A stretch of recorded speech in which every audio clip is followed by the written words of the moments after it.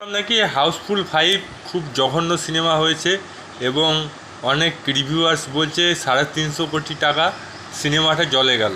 আমি তো জানি হাউসফুল সিনেমাটা খুব একটা ভালো হবে না, কারণ এত সুপারস্টারগুলোকে নিয়েছে, এত সুপারস্টার নিয়েছে, নাম করা। আমি তখনই বুঝে গেছি সিনেমাটার মধ্যে কোনো ঘাপলা আছে, কারণ এত সুপারস্টার লোকে মানে প্রডিউসার ভেবেছে আমি যদি এতগুলো সুপারস্টার নিয়ে নিই তাহলে আমার প্রচুর পরিমাণে দর্শক চলে আসবে, সবারই ফ্যান ফলো দেখে।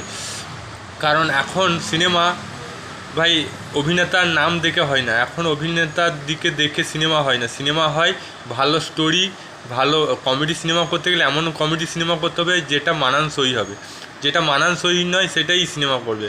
আর অক্ষয় কুমারকে বলে হারি, অক্ষয় কুমার এখন আর লিড চরিত্রে অভিনয় করা উচিতই না। অক্ষয় কুমারকে সিরিয়াস পার্ট করা উচিত নতে অক্ষয় কুমারকে সাপোর্টিং রোল করা উচিত।